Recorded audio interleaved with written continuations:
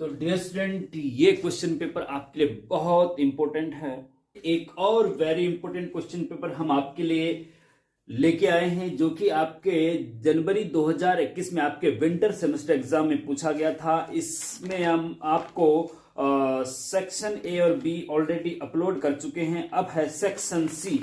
Section C में 10 marks के question student, और बहुत इंपॉर्टेंट है। ये हर बार रिपीट होते हैं, हर बार। अगर ये आपने कर लिए तो सीधे सीधे 50 क्रॉस आप इन्हीं से हो जाएंगे, अगर आपने अच्छे से कर लिए तो। हम आपको समझाने की कोशिश करते हैं, बहुत अच्छे से समझने की आप कोशिश करेंगे।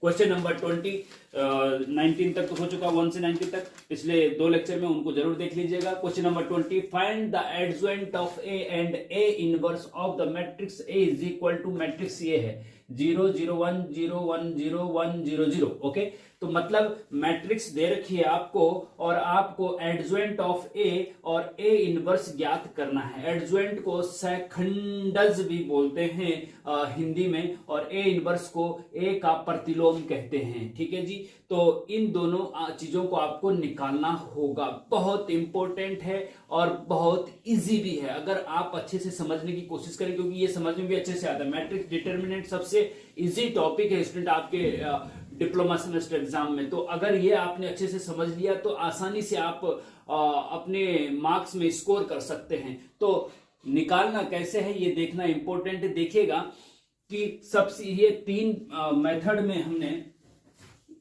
3 पॉइंट लिखे हैं। नंबर 1 पॉइंट है कि सबसे पहले आपको जो मैट्रिक्स दे रखा है उसका डिटर्मिनेंट निकालना है। सारे लिखा डिटर्मिनेंट ऑफ ए, और वो 0 नहीं होना चाहिए, ध्यान रखना। अगर वो 0 हो गया तो आप सीधे सीधे लिख देंगे कि इसका ए इनवर्स संभव नहीं है। ठीक है जी, डिटर्मिनेंट 0 नहीं होना चाहिए। ठीक है जी। नंबर 2, एडजॉइंट ऑफ ए निकालना है। एडजॉइंट ऑफ ए क्या होता है कि जो मैट्रिक्स दे रखी है, मैट्रिक्स ए के सभी कोफैक्टर्स की मैट्रिक्स, इसके सभी कोफैक्टर्स, देखो इसका भी कोफैक्टर, जितने भी एलिमेंट इसके अंदर है उतने कोफैक्टर होते हैं, तो सभी कोफैक्टर्स की मैट्रिक्स बनानी है। इसका भी कोफैक्टर निकालो, इसका भी निकालो, इसका सबका 9 का 9 एलिमेंट का कोफैक्टर निकालो और उनकी मैट्रिक्स बना दो। और फिर उसका ट्रांसपोज मतलब परिवर्तन, अभी बताएंगे आगे परिवर्तन क्या होता है। डिटेल लेक्चर अगर आपने देखे होंगे तो आपको पता होगा ट्रांसपोर्ट क्या होता है। ठीक है, डिटेल लेक्चर हम क्वेश्चन नंबर 20 के आगे नीचे डिस्क्रिप्शन में दे देंगे, डिटरमिनेंट के लेक्चर। ओके, तो मैट्रिक्स कोफैक्टर का मैट्रिक्स बनाओ और उसका ट्रांसपोज कर दो, वही आपका एडजॉइंट ऑफ ए होता है। ठीक है जी, तो एडजॉइंट ऑफ ए निकल जाएगा। फिर तीसरा स्टेप है ए इनवर्स। ए इनवर्स कैसे निकलेगा? ए इनवर्स होता है, ए इनवर्स का फॉर्मूला जो होता है वो ये होता है 1 determinant of A into adjoint of A. तो डिटरमिनेंट की वैल्यू यहां रख दो और एडजॉइंट की वैल्यू ऊपर रख दो और आंसर आ जाएगा ए इनवर्स भी। तो इस प्रकार से तीन स्टेप हैं इसके। ठीक है, ध्यान रखना है 3 स्टेप। अब देखो शुरू करते हैं। तो सबसे पहले हम बात करते हैं डिटर्मिनेंट ऑफ ए की। ठीक है जी, डिटर्मिनेंट ऑफ ए क्या होगा? जो भी मैट्रिक्स आपको दे रखा है, ये मैट्रिक्स में तो थोड़ा सा ऐसे एरो लगे होते हैं, इधर की तरफ इधर की तरफ, और डिटर्मिनेंट में सीधे डंडे होते हैं। ठीक है जी, तो जो भी मैट्रिक्स है उसमें सीधे डंडे लगा दो, बस नंबर वही अंदर रहेंगे 0 0 1 और 0 1 0 1 0 0। ओके, तो इसको कैसे सॉल्व करते हैं ये आपको पता होना चाहिए। डिटरमिनेंट 3x3 का 3 रो हैं और 3 कॉलम हैं, और 3 रो बाय 3 रो का 3 बाय 3 का जो डिटरमिनेंट होता है उसको कैसे सॉल्व करते हैं डिटेल में आपको पता होगा। देखो सबसे पहले हम फर्स्ट रो के अकॉर्डिंग ओपन करते हैं। फर्स्ट रो का पहला एलिमेंट लेते हैं 0। ठीक है जी, फिर उससे होकर जाने वाले रो कॉलम को छुपा देते हैं, जो बचता है वो लिख देते हैं 1 0 0 0। ओके, फिर प्लस माइनस चलता है, प्लस माइनस, फिर सेकंड एलिमेंट लेते हैं फर्स्ट रो का, और उससे होकर जाने वाले रो कॉलम को छुपा देते हैं, बचेगा 0 0 1 0 0 0 1 0। ओके, फिर प्लस माइनस प्लस चलता है, फिर लास्ट एलिमेंट लेते हैं फर्स्ट रो का 1, और उससे होकर जाने वाले रो कॉलम को छुपा देते हैं, बचेगा 0 1 और 1 0। ओके, ये हम कई बार करा चुके हैं। ठीक है ना, इसलिए थोड़ा सा हम स्पीड से भी कराने की कोशिश करेंगे। ओके, तो देखिए इसके अंदर कुछ भी हो, अगर बाहर 0 है तो पूरा का पूरा 0 हो जाता है। ठीक है जी, और इसके अंदर कुछ भी हो बाहर 0 है तो पूरा का पूरा 0 हो जाता है, -0। ओके, फिर +1 है और अंदर क्या है, देखो इसको डिटरमिनेंट के अंदर के सॉल्व करते हैं तब, तो इसका मल्टीप्लाई यहाँ होता है, इसका मल्टीप्लाई यहाँ होता है, तो 0 का मल्टीप्लाई 0 के साथ, बीच में माइनस का चिन्ह, 1 का मल्टीप्लाई 1 के साथ, 1 × 1 1। ओके, इज इक्वल टू, अब देखिएगा ये तो 0 हो गया पूरा, और ये 0 -1 -1 और 1 × -1 -1, तो -1 आ गया जी। ठीक है जी, तो डिटर्मिनेंट ऑफ ए -1 आया, मतलब ये not equal to zero, zero नहीं है। इसका मतलब हम एडजॉइंट ए भी निकाल सकते हैं, मतलब ए इनवर्स भी निकाल सकते हैं, ठीक है जी। तो आपका डिटर्मिनेंट ऑफ ए जो आया है वो आया है -1, ओके, ये आ गया। अब इसको यहाँ से हम मिटा भी सकते हैं, क्योंकि कोफैक्टर के लिए थोड़ा सा स्पेस ज्यादा चाहिए, तो इसलिए हम इसको यहाँ से डिटर्मिनेंट को मिटा देते हैं, ठीक है जी। टक टक करके पीछे जा सकते हैं अगर आपने नोट नहीं किया है तो, ओके। 10 सेकंड, टक टक टक, 10 सेकंड पीछे आ जाएगा, ओके। हाँ ठीक है, तो चलिए नेक्स्ट चलते हैं। अब आपको सेकंड स्टेप में क्या निकालना है, एडजॉइंट ऑफ है। और एडजॉइंट ऑफ है कैसे निकालता है, ए के सभी कोफैक्टर, जो मैट्रिक्स आपको दे रखी है ना, उसके सारे एलिमेंट के कोफैक्टर निकालो। 0 इसका भी एक कोफैक्टर होगा, इसका भी, इसका भी, इसका भी, इसका 9 के 9 एलिमेंट के कोफैक्टर होता है। और वो क्या होता है देखिए, बहुत ध्यान से देखना, बहुत इंपॉर्टेंट है। हाँ, C11 निकालो। C11 का मतलब होता है फर्स्ट रो फर्स्ट कॉलम के इंटरसेक्शन पॉइंट का कोफैक्टर। सी का मतलब कोफैक्टर, पहले 1 का मतलब पहली रो, और दूसरे 1 का मतलब पहला कॉलम, ठीक है, रो कॉलम 1 1। सी देखो, C11 C12 भी होगा। C12 का मतलब होगा पहला रो दूसरा कॉलम। C13 का मतलब होता है पहला रो तीसरा कॉलम। C21 का मतलब होगा सेकंड रो फर्स्ट कॉलम, ठीक है जी। इस प्रकार से सब, क्योंकि ये क्या है, ये कहां पे है, ये फर्स्ट रो और फर्स्ट कॉलम के इंटरसेक्शन पॉइंट पे है, तो जो इसका कोफैक्टर होगा वो होगा C11, ठीक है जी। C11 का मतलब इसका कोफैक्टर। तो इसका कोफैक्टर क्या होता है, ध्यान से देखना। -1 की पावर, जो ये नंबर है ना दो, इनको जोड़ देंगे आपस में, इसकी पावर में 1 + 1, और डिटर्मिनेंट के अंदर आएगा, ध्यान से देखना, बहुत इंपॉर्टेंट है। इससे ऊपर जाने वाले रो कॉलम को छुपा दीजिए, क्या बच रहा है, फर्स्ट रो फर्स्ट कॉलम, इससे ये जो एलिमेंट है ना जिसका कोफैक्टर निकालना है, उससे ऊपर जाने वाले रो और कॉलम को छुपा दीजिए, तो क्या बचा, 1 0 0 1 1 0 0 1, ठीक है जी। सॉरी 1 0 0, हाँ 1 0 0 0 0 है भाई, हाँ 0 है, ठीक है, ध्यान रखना, बहुत इंपॉर्टेंट है, थोड़ा सा ध्यान रखना पड़ेगा बस, और कुछ नहीं। अच्छा अब देखिए, -1 की पावर 1 + 1 मतलब 2, -1 की पावर अगर 2 है तो क्या हो जाता है, ये +1 हो जाएगा, क्योंकि जब पावर इवन होती है तो प्लस हो जाता है, और ऑड होती है तो माइनस रहता है, ठीक है जी। तो प्लस हो जाएगा, तो +1 हो जाएगा, तो इसका मतलब 1 लिखो या ना लिखो कोई फर्क नहीं पड़ता, ठीक है जी। और फिर क्या होगा, अंदर क्या होगा, इसका गुणा इसमें है ना, डिटरमिनेंट जैसे सॉल्व करते हैं, 1 × 0 0 -0 × 0, तो इसका मतलब 0 आ गया, C11 0 आ गया जी, ठीक है जी। C11 क्या है, 0। अब C12 निकालो। C12 क्या होगा, देखो C12 -1 की पावर, देखो -1 की पावर हर जगह आएगा, जब C11 निकालो, C12 निकालो, C33 कुछ भी निकालो, -1 की पावर हर जगह आएगा। -1 की पावर क्या होगा, इन दोनों का सम 1 + 2, ओके। और इससे होगा 1 + 2 का मतलब फर्स्ट रो और सेकेंड कॉलम, फर्स्ट रो और सेकेंड कॉलम का एलिमेंट ये हो गया, तो इसका कोफैक्टर ही C12 होता है, ठीक है जी। फर्स्ट रो सेकेंड कॉलम, 1 2 है ना, फर्स्ट रो सेकेंड कॉलम, ठीक है। पहला वाला रो होता है, दूसरा वाला कॉलम होता है। फर्स्ट रो सेकेंड कॉलम के इंटरसेक्शन पॉइंट के एलिमेंट का कोफैक्टर, इससे होकर जाने वाले रो कॉलम को छुपा दीजिए, तो क्या बचा, 0 0 1 0 0 0 1 0, ओके। अब इसको भी देखो, ये होगा तो माइनस होगा, क्योंकि पावर 3 है, ये ऑड नंबर है, तो -1 की पावर 3 माइनस होता है। इस अंदर वाले को सॉल्व करेंगे तो इसका इंटू 0, इसका इंटू 0, तो पूरा का पूरा 0 हो जाएगा। कहने का मतलब ये है कि सीरीज 0 आ रहा है, ठीक है जी।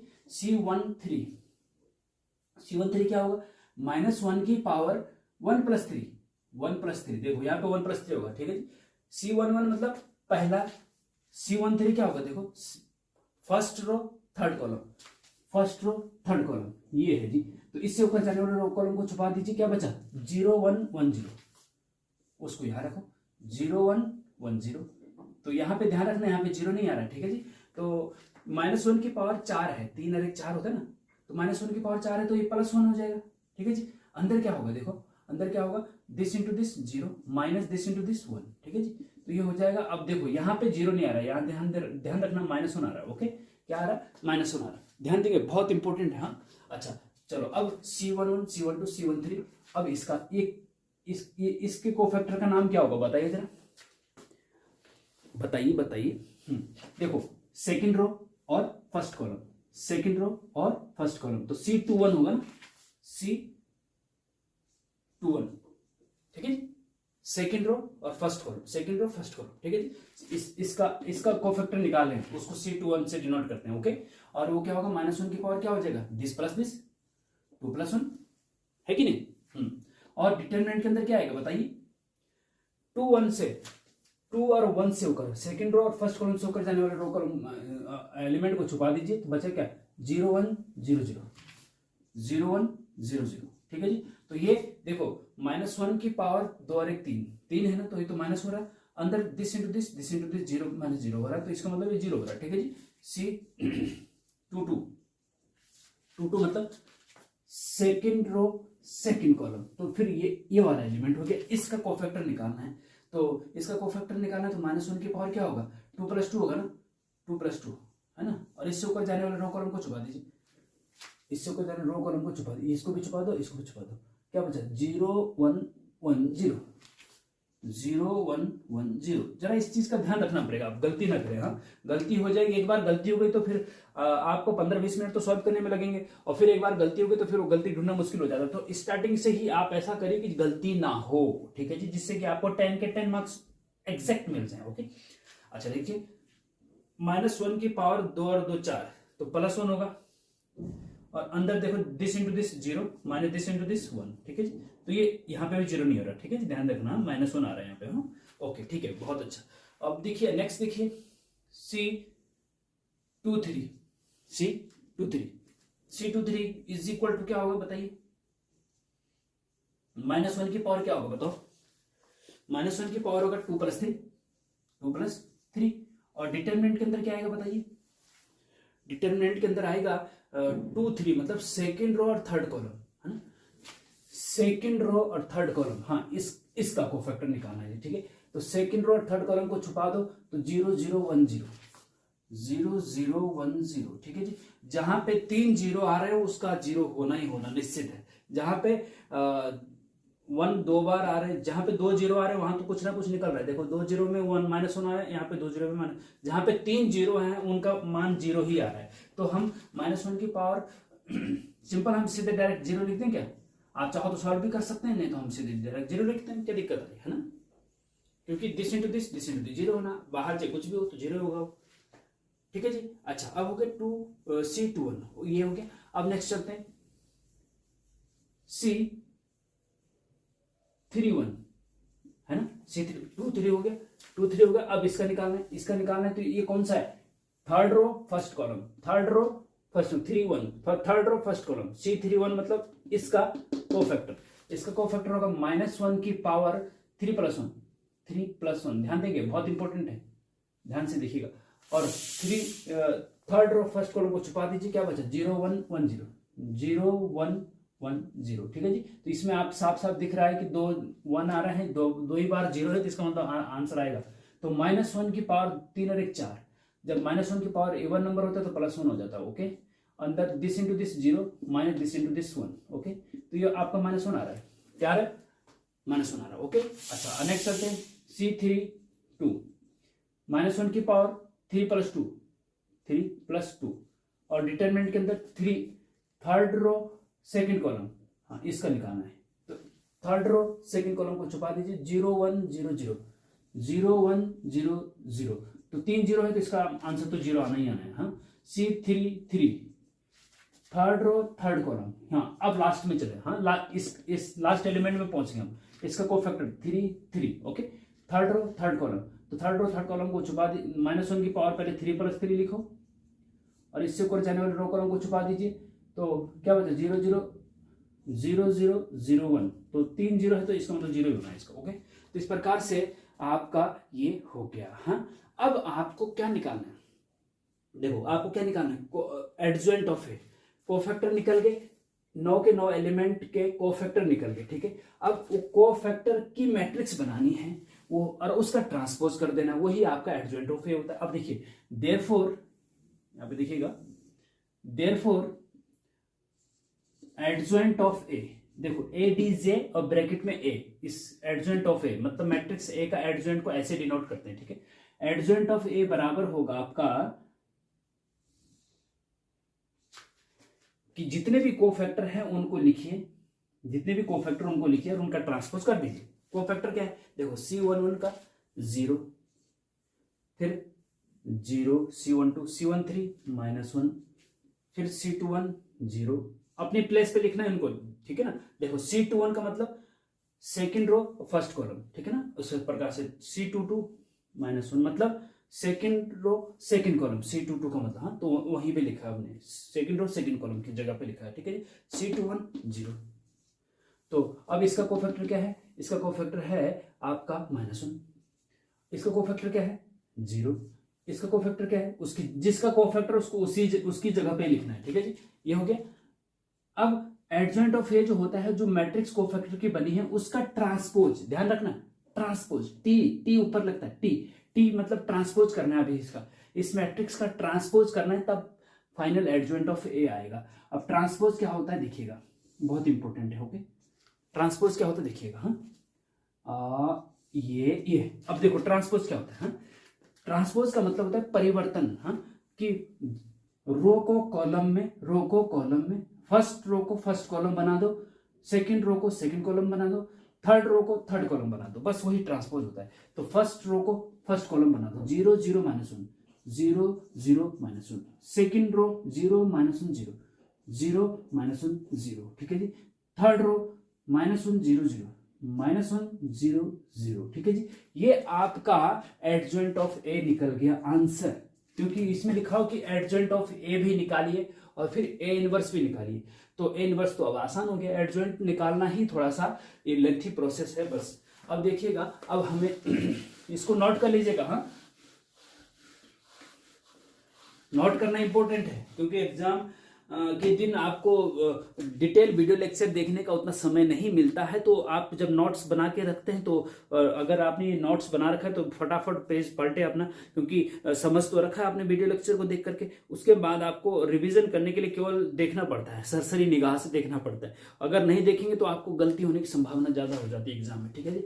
अच्छा, अब थर्ड स्टेप है A inverse, adjoint of A निकल गया, therefore A inverse is equal to होता है 1 determinant of A into adjoint of A, okay.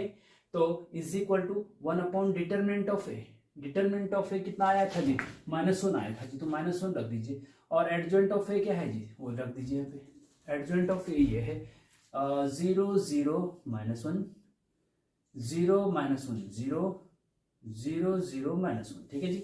अच्छा, ओ सॉरी थोड़ा सा गलती हो गई, ये देखिए -1 इधर है, हाँ -1 यहाँ पे है, ये 0 है, ओके।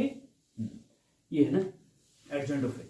अब -1 बटे -1 होता है, -1 का अंदर मल्टीप्लाई कर दो, -1 का मल्टीप्लाई कर दो अंदर। -1 का मल्टीप्लाई का मैट्रिक्स के अंदर जब मल्टीप्लाई करते हैं तो प्रत्येक एलिमेंट के साथ मल्टीप्लाई होता है, जो बाहर से अंदर में। तो -1 का अंदर मल्टीप्लाई कर 0 के साथ, तो 0 ही होना है 0। -1 का -1 के साथ मल्टीप्लाई तो +1 हो जाएगा, ठीक है जी, ये 1 हो जाएगा 0, ये 1 हो जाएगा 0। तो ये आपका आंसर आ गया जी, ये ए इनवर्स है। अब देखिएगा आप कि जो ए था ना, जो ए था वो वही आया है, ए इनवर्स भी वही आया है, जो ए था वही ए इनवर्स भी आया है। देखो सेम, देखिएगा सेम है कि नहीं है, हाँ। तो दूसरी चीज, एक चीज और मैं बताऊं आपको, अगर आपको चेक करना है कि आंसर मेरा सही है नहीं, तो ए इंटू ए इनवर्स करके देखिएगा। ए तो ये है और ए इनवर्स भी यही है, तो A into A inverse is equal to I आना चाहिए। आई का मतलब होता है आइडेंटिटी मैट्रिक्स। आइडेंटिटी मैट्रिक्स में डायगोनल एलिमेंट 1 1 होते हैं और सारे 0 होते हैं, 0। ये तो ऐसे में है, मेन डायगोनल इसको बोलते, सॉरी हाँ, मेन डायगोनल इसको बोलते हैं, ठीक है। ये तो अपोजिट डायगोनल है, मेन डायगोनल इसको बोलते हैं, हाँ। तो ए इंटू ए, इन दोनों का मल्टीप्लाई करना आपस में, और आई आना चाहिए, आई इसको बोलते हैं। अगर ये आ गया तो आई आ गया, मतलब आपका आंसर सही है, ठीक है जी। ये चेक मैं आपके लिए छोड़ देता हूं, आप चेक करके देखिएगा कि आंसर हमारा सही है या नहीं है। अगर ये नहीं आ गया इसका मतलब आंसर गलत है, इसका मतलब आंसर गलत है, लेकिन गलत होगा नहीं, आप देखिएगा, चेक करके देखिएगा, हाँ। तो अब चलते हैं नेक्स्ट वेरी इंपॉर्टेंट क्वेश्चन पे। तो student very important question paper, हर बार ये रिपीट होता है, लेकिन इस बार थोड़ा सा डिफरेंट तरीके से आया है, थोड़ा सा इसमें चेंज किया गया है, वो आपको समझना जरूरी है। अगर आप वो नहीं समझ पाएंगे तो आपके एग्जाम में गलत होने के चांस बहुत ज्यादा बढ़ जाएंगे। ये क्रेमर रूल वाला क्वेश्चन अभी जो मैंने 3 महीने पहले जो क्वेश्चन पेपर आया था उसको 2-3 दिन पहले हमने सॉल्व करके अपलोड कर दिया है सेक्शन सी में, वो भी 10 मार्क्स का आया था, लेकिन वो थोड़ा सा इजी था और इसमें थोड़ा सा चेंज है, थोड़ा सा, ज्यादा नहीं है तो क्रेमर रूल से दोनों क्वेश्चन, लेकिन ये थोड़ा सा चेंज है। ये चेंज क्या है वो आपको जरा देखना पड़ेगा, बहुत इंपॉर्टेंट है। ओके, तो solve the system of linear equation by Cramer rule. Cramer rule देखिए, क्रेमर रूल को रट डालो भैया, रट डालो, ये आना ही आना है। ओके, तो क्वेश्चन नंबर 20 है कि क्रेमर नियम से रैखिक समीकरणों को, इस रैखिक समीकरणों को हल कीजिए, मतलब हल करने का मतलब एक्स वाई जेड की वैल्यू निकालना। ठीक है जी, एक्स वाई जेड की वैल्यू निकालना, हाँ, क्रेमर रूल से। तो क्रेमर रूल का मतलब डिटर्मिनेंट से, क्रेमर रूल का मतलब डिटर्मिनेंट से। ओके, तो इसमें हम क्या करते हैं, इसमें हम करते हैं डी निकालते हैं और D1 निकालते हैं, D2 निकालते हैं और D3 निकालते हैं। ठीक है जी, फिर x इज इक्वल टू होता है D1 बटे D और y इज इक्वल टू होता है D2 बटे D and z is equal to होता है D3 बटे D। बस यही है, इसमें है कुछ नहीं है, यही है। लेकिन ये जो सिस्टम ऑफ इक्वेशन दे रखा है इसमें आप देखें, पहली इक्वेशन जो है उसमें आपको x वाला टर्म नहीं दे रखा है, दूसरी इक्वेशन में आपको z वाला टर्म नहीं दे रखा है, तीसरी इक्वेशन में आपको z वाला टर्म नहीं दे रखा है, तो और यहाँ पे कांस्टेंट इधर है जबकि कांस्टेंट इधर होना चाहिए था। इस टाइप से थोड़ा सा ये आपको एडजस्ट करना पड़ेगा।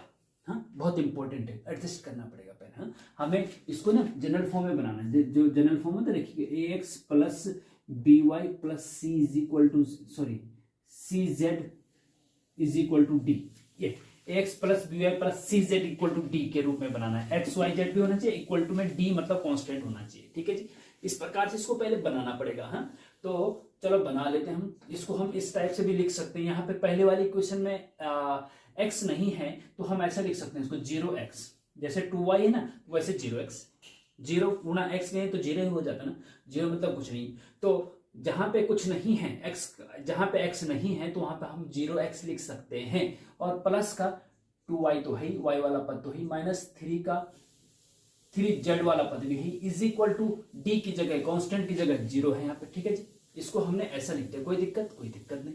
इसको इक्वेशन 1 मान लो। ठीक है जी, बहुत इंपॉर्टेंट है, ध्यान देना।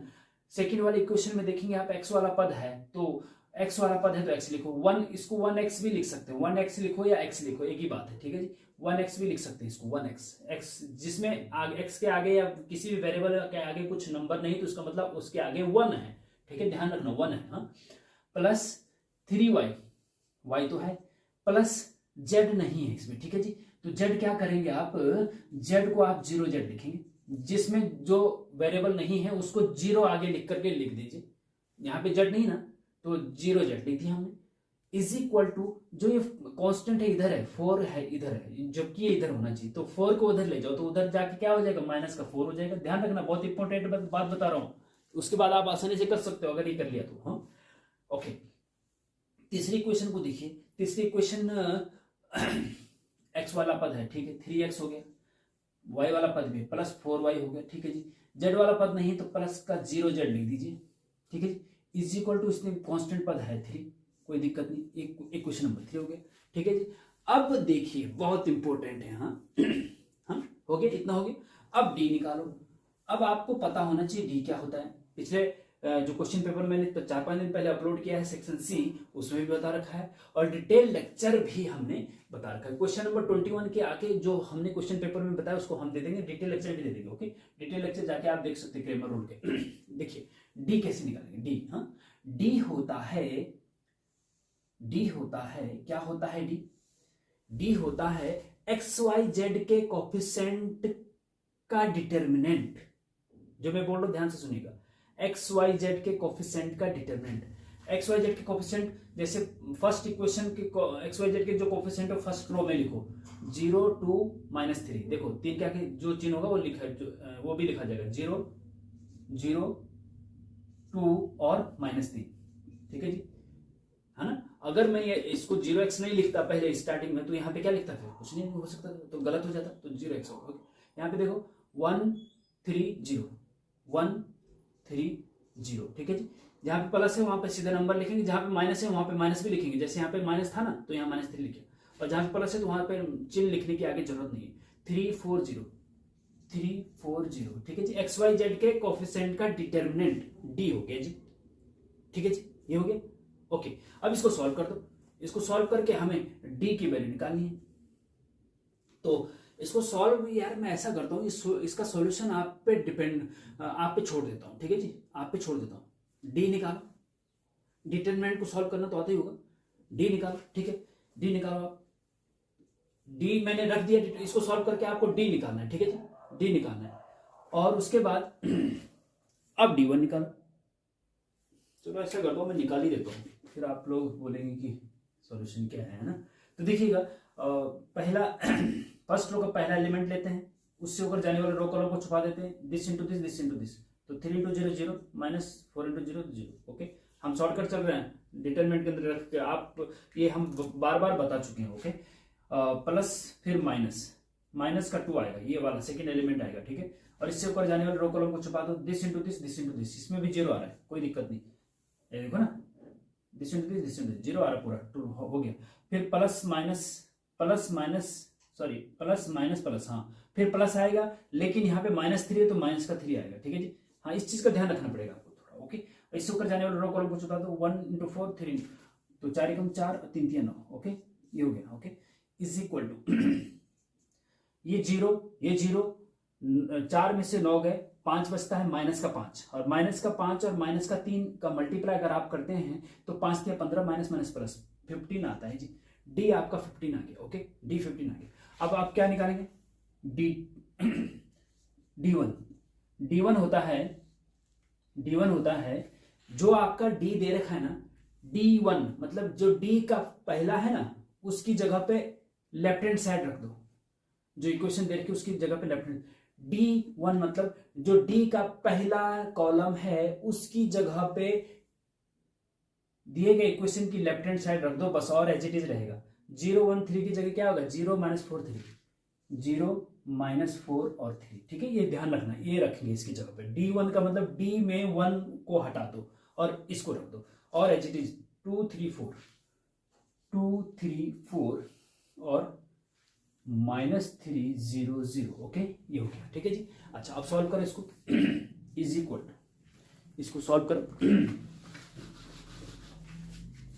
0 इससे ऊपर जाने वाले पहला एलिमेंट लेंगे ना, इससे ऊपर जाने वाले रो कॉलम को छुपा दो, तो पूरा का पूरा जो भी आएगा वो 0 ही होना है। ठीक है ना, क्योंकि बाहर 0 है तो 0, प्लस माइनस का 2 आएगा। इससे ऊपर जाने वाले रो कॉलम को छुपा दीजिए।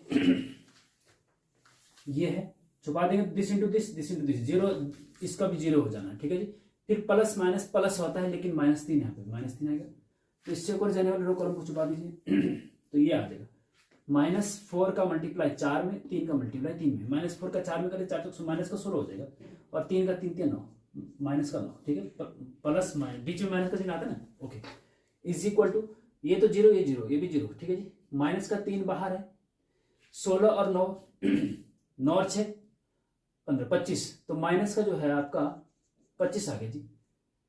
क्या आ गया? माइनस का 25 आ गया, और माइनस का 25 और माइनस का 3 को मल्टीप्लाई करेंगे आपस में, तो प्लस का 75 हो जाएगा। 25 से 75, ओके 75। तो D1 आपका 75 आ गया। ओके, अब D2 देखिए, D2 क्या होगा? बताओ D2 क्या होगा? D2 होगा आपका D2 मतलब D में 2 को हटा दो, सेकंड D में सेकंड कॉलम, D2 मतलब D में सेकंड कॉलम को हटा दो, D में 2 वाले कॉलम को हटा दो। इसकी जगह क्या रखना? ये left hand side, sorry right hand side equation की। ओके, और एज इट इज रहेगा, मतलब 0 1 3 तो वही रहेगा, और -3 0 0 भी वही रहेगा। केवल D2 मतलब सेकंड कॉलम को हटा दो, इसकी जगह पे इसको रख दो, 0 -4 और 3। ठीक है जी, ध्यान रखना है, बहुत इंपॉर्टेंट है। अब इसमें देखिए, इसको पहला एलिमेंट लो, 0 बाहर है तो अंदर सारा 0 ही हो जाना है, प्लस -0 क्योंकि सेकेंड एलिमेंट फिर 0 आ गया, अंदर कुछ भी 0 ही हो जाना है, प्लस माइनस प्लस है लेकिन -3 है तो -3 लिख दिया। इससे ऊपर जाने वाले रो कॉलम को छुपा दीजिए। बचा क्या? 1 इंटू 3 होता है, -4 गुणा -4 करें 4 के बार, माइनस का 12, और माइनस यहाँ ऑलरेडी, तो प्लस का 12 हो जाएगा। ये ध्यान रखना, प्लस माइनस का ध्यान रखना पड़ेगा आपको, ठीक है जी। प्लस माइनस का आपको ध्यान रखना पड़ेगा, नहीं तो गलती हो सकती है। ओके, अच्छा ये तो 0, ये 0, 12 और 3 15 होता है, और 15 3 45, माइनस का 45, माइनस का 3 है ना, माइनस का 45 आ गया जी, ठीक है जी। अच्छा अब चलते हैं D2 पे, सॉरी D3 पे, D3 पे चलते हैं, D3 पे। D3 क्या होगा, जो D में 3 है उसको हटा दो, जो D में 3 है उसको हटा दो, पहला और दूसरा एज इट रखो, 0 1 3 2 3 4, D3 मतलब जो D में 3 है उसको हटा दो और इसको लिख दो 0 -4 और 3, ठीक है। ध्यान रखना, बहुत इंपॉर्टेंट है, एक एक चीज को ध्यान रखना पड़ेगा आपको।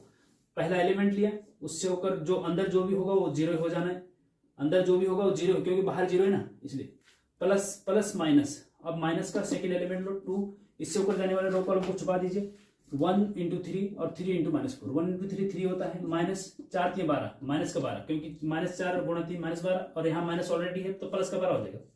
ध्यान रखना, ये चीज बहुत इंपॉर्टेंट है, ध्यान रखनी पड़ेगी आपको। ओके, फिर प्लस माइनस प्लस, फिर प्लस आएगा, थर्ड एलिमेंट 0, और अंदर कुछ भी होगा वो 0 हो जाना, क्योंकि बाहर 0 है, ठीक है जी। अच्छा तो ये 0 ये 0, ये क्या बचा, 12 और 3 15 होता है, और 15 गुणा -2, 15 दूना 30, तो माइनस का 30 आएगा जी, ठीक है जी, माइनस का 30 आ गया, ठीक है, ये हो गया। ध्यान से रखना, बहुत इंपॉर्टेंट है। हाँ नाउ अब देखो आप, now x1 is equal to, x is equal to होता है d1 बटे d। ध्यान रखना, कई स्टूडेंट क्या करते हैं, d बटे d1 कर देते हैं, नीचे d ही रहेगा भैया, d ही, d1 d2 d3 ऊपर रहेंगे, ऊपर ऊपर, d1 d3, d नीचे नीचे नीचे नीचे, d नीचे रहेगा। हाँ गलती मत करना, एग्जाम में गलती कर देते हैं आप लोग। d1 d1 की वैल्यू क्या आई थी भैया, d1 की वैल्यू आई थी 75 बटे d कितना है 15, तो 15 15 5 75, तो x की वैल्यू 5 आ गई, 15 से 75 को डिवाइड कर दो, 15 5 75, x की वैल्यू 5 आ गई। अब y बराबर क्या होता है, y बराबर होता है d2 बटे d, और d2 क्या है जी, -45 बटे d कितना है 15, 15 3 45, और माइनस भी आएगा, तो माइनस का 3 आंसर आ गया जी, ठीक है। ओके, अब z देखो, z देखो, z is equal to d3 बटे d। ओके, d3 है आपका माइनस का 30, देखो ये देखो माइनस का 30 बटे d कितना है 15 है, तो 15 दूना 30, माइनस का 2, तो x की वैल्यू 5, y की वैल्यू -3 और z की वैल्यू -2, आपका आंसर आ गया, ठीक है। अब आपको चेक करना है, तो चेक कर लीजिए भैया, यहां पे देखो चेक करना है, वो x y और z की वैल्यू रखो इक्वल टू 0 आना चाहिए, तो देखो 2 × y की जगह पे क्या है -3, तो y की जगह पे -3 है, फिर -3 है बीच में, फिर 3 है, और z की जगह पे क्या है -2 है। देखो जरा क्या आ रहा है इसका, 3 दूना 6, माइनस का 6, और -3 और दूना 6, माइनस प्लस, प्लस का 6, माइनस का प्लस इक्वल टू 0, ठीक है। इसका मतलब ये आंसर सही है। आप चाहो तो इसको भी चेक कर लो, इसको भी चेक कर लो, इसको चेक करेंगे तो इक्वल टू 3 आना चाहिए, इसको चेक करेंगे इक्वल टू 0 आना चाहिए, बस सिंपल सी बात है। तो इसका मतलब आंसर सही है, सही है, ठीक है। ओके, तो इस प्रकार से इसको नोट करेंगे, फिर हम इसको मिटा देते हैं, बहुत इंपॉर्टेंट है। तो again very very important question, question number 22, find the differential coefficient of tan x from first principle. फलन tan x का मान प्रथम सिद्धांत से अवकलन गुणांक ज्ञात कीजिए, ठीक है जी। बहुत इंपॉर्टेंट है, हर बार रिपीट होता है, सिर्फ अंतर इतना हो सकता है कि tan x की जगह और सारा सेम होगा, tan x की जगह sin x होता है, हो सकता है, या tan x की जगह cos x हो सकता है, ठीक है जी। तो बहुत ध्यान से देखिएगा, फर्स्ट प्रिंसिपल अवकलन के प्रथम सिद्धांत से इसका डिफरेंशिएशन ज्ञात करना है, अवकलन ज्ञात करना है। देखिए अगर आपको ये ना दे रखा होता फ्रॉम फर्स्ट प्रिंसिपल, केवल इतना दे रखा होता कि find the differential coefficient of tan x, तो आप क्या करते हैं, डिफरेंशियल कोएफिशिएंट मतलब जो tan x होता है ना, उसका डिफरेंशियल कोएफिशिएंट निकालना है, तो उसके आगे d/dx लगा दो, डिफरेंशिएशन बोलते हैं इसको, ठीक है जी। डिटेल लेक्चर आप इस क्वेश्चन नंबर 22 के आगे दे दूंगा, उसमें देख लीजिएगा। d/dx मतलब tan x का differentiation with respect to x, अगर यहाँ पे x है तो विद रिस्पेक्ट टू x, तो tan x का डिफरेंशिएशन sec² x होता है भैया, हाँ sec² x होता है, ये आपको याद भी होगा, अगर आपने डिफरेंशिएशन पढ़े हैं तो आपको याद भी होगा ये। लेकिन अगर सिंपल ये ना होता फ्रॉम फर्स्ट प्रिंसिपल तो हम क्या लिखते, 10x का डिफरेंस है स्क्वायर एक्स लिख देते, आंसर हो गया। 2 मार्क्स का क्वेश्चन अगर होता तो ऐसे लिख सकते थे, लेकिन फर्स्ट प्रिंसिपल से करना है तो फिर फर्स्ट प्रिंसिपल से ही करना होगा। आंसर तो यही आएगा सेक स्क्वायर एक्स, लेकिन करना फर्स्ट प्रिंसिपल से होगा। और फर्स्ट प्रिंसिपल से कैसे करेंगे देखिएगा, बहुत इंपॉर्टेंट है, बहुत इंपॉर्टेंट है, ध्यान से देखिएगा सॉल्यूशन। देखो हाँ, इसको कुछ मान लीजिए, फंक्शन मान लो, हाँ, क्योंकि 10x एक फंक्शन ही होता है, ट्रिग्नोमेट्रिक फंक्शन बोलते हैं इसको, तो इसको हम fx मान लेते हैं। Let fx is equal to 10x, ठीक है जी। जब implies fx plus h is equal to, जब fx बराबर 10x प्लस जब fx बराबर 10x है तो fx प्लस h बराबर क्या होगा, फंक्शन जो हमने डिफरेंशिएशन में बता रखा है, डिफरेंस प्लेलिस्ट में आप जाओगे तो फंक्शन स्टार्टिंग में फंक्शन के बारे में हमने बता रखा है, तो उसमें हमने बता रखा कि जब x की जगह x प्लस h आ जाए तो इसकी जगह क्या होगा फिर। तो जब fx is equal to 10x है तो fx प्लस h बराबर क्या होगा भाई, x की जगह पे लेफ्ट हैंड साइड में x की जगह x प्लस h आ गया, तो राइट हैंड साइड में भी x की जगह पे x प्लस h रख दो, बस वही होगा 10x की जगह पे x प्लस h। बस जब fx बराबर 10x है तो fx प्लस h बराबर 10x प्लस h होगा। ये क्यों लिखा हमने, अभी आपको पता चल जाएगा क्यों लिखा, ठीक है। अब fx बराबर हमने 10x मान लिया, और अब हमें निकालना क्या है, 10x का डिफरेंशिएशन। देखो जो fx होता है ना, उसका अगर डिफरेंशिएशन करेंगे तो उसका भी आगे d अपॉन dx लगेगा, और जब fx का differentiation with respect to x करते हैं तो उसको हम ऐसे भी लिखते हैं f डैश x। fx के डिफरेंशिएशन को आप f डैश x भी लिखते हैं, मतलब fx का डिफरेंशिएशन का मतलब 10x का डिफरेंशिएशन निकालना है, क्योंकि fx 10x को हमने fx मान लिया, ध्यान देखना इसमें, हाँ 10x को हमने fx मान लिया, तो इसलिए अब आप इसको fx का डिफरेंशिएशन निकालेंगे, ठीक है। fx का डिफरेंशिएशन होता है f डैश x, और जो f डैश x होगा वही 10x का डिफरेंशिएशन होगा, ठीक है, बस इंपॉर्टेंट ध्यान। तो now by first principle of differentiation, अवकलन के प्रथम सिद्धांत से ये याद रखना पड़ेगा, f डैश x बराबर होता है लिमिट h टेंस टू 0 और ब्रैकेट के अंदर fx plus h minus fx बटे h। ये फॉर्मूला याद रख लेना भैया, डेरिवेटिव जो पीछे जो हमने डिटेल लेक्चर जो क्वेश्चन नंबर 22 के आगे दे देंगे उसमें आपको हमने लिमिट बता रखा है, कंटिन्यूटी बता रखा है, डिफरेंशिएबिलिटी बता रखा है, उससे निकला हुआ है ये, ठीक है ना। वो डिटेल लेक्चर देखना तो वहां से आपको पता चल जाएगा लिमिट h टेंस टू 0 करके क्या होती है, h टेंस टू 0 क्या होती है, इस टाइप से लिमिट क्या होती है, डेरिवेटिव क्या होता है, कंटिन्यूटी क्या होता है, वो डिटेल लेक्चर यहाँ पे देख लीजिएगा। यहाँ पे इसको कैसे करना है, यहाँ पे हम केवल इस पे फोकस कर रहे हैं, ओके। तो f डैश x बराबर होता है limit h tends to 0 bracket के अंदर fx plus h minus fx upon h। ये फॉर्मूला याद रखना, चाहे tan x हो यहाँ पे, चाहे cos x हो या sin x हो, कुछ भी हो, ये फॉर्मूला यही लगेगा, बस ये याद रखना, बहुत इंपॉर्टेंट है, ओके। तो एम्प्लाइज f डैश x बराबर लिमिट, ध्यान से देखना, h tends to 0 fx plus h बराबर क्या रख सकते हैं आप, क्योंकि अभी हम इसका कर रहे हैं ना, इसलिए इसको रखेंगे, साइन का करेंगे तो sin x प्लस h रखेंगे, तो यहाँ fx प्लस h बराबर tan x plus h minus fx की जगह पे tan x, ठीक है जी। h की जगह पे कुछ नहीं रखेंगे, h की जगह पे h ही रहेगा, ओके। ये ओके। अब is equal to limit h tends to 0, ये h बाहर ले लो थोड़ा सा, 1 अपॉन h यहाँ पे लिख दिया है ना, और जो अंदर है साइन tan है, tan थीटा बराबर साइन थीटा बटे कॉस थीटा होता है कि नहीं होता है ना। तो tan x प्लस h बराबर क्या होगा, साइन x प्लस h बटे cos x plus h, sine को उसमें चेंज कर दो, sine x plus h upon cos x plus h, कोई दिक्कत नहीं। फिर माइनस का चिन्ह बीच में, tan x को साइन x बटे कॉस x, देखो साइन x बटे कॉस x लिख दिया, कोई दिक्कत नहीं जी, ओके। अच्छा, अब इसका cross multiple implies f dash x, वही चल रहा है ना, f डैश x ही तो चल रहा है, limit h tends to 0 1 upon h bracket के अंदर cross multiple this into this, तो साइन एक्स प्लस एच में मल्टीप्लाई होगा इनटू कॉस एक्स का, फिर माइनस का चिन्ह बीच में, फिर cos x plus h into sine x, है ना। इसका मल्टीप्लाई है, इसका मल्टीप्लाई है, अपॉन में इन दोनों को मल्टीप्लाई, क्रॉस मल्टीप्लिकेशन इसी को कहते हैं। अपॉन में आपका cos this into this, x plus h into cos x. ठीक है, कोई दिक्कत? कोई दिक्कत नहीं यहां तक। अच्छा, आगे चलते हैं। आगे चलते हैं, देखिए limit h tends to 0 1/h। अब देखिए यहां पे देखेंगे आप साइन ए कॉस बी माइनस कॉस ए साइन बी, एक फॉर्मूला होता है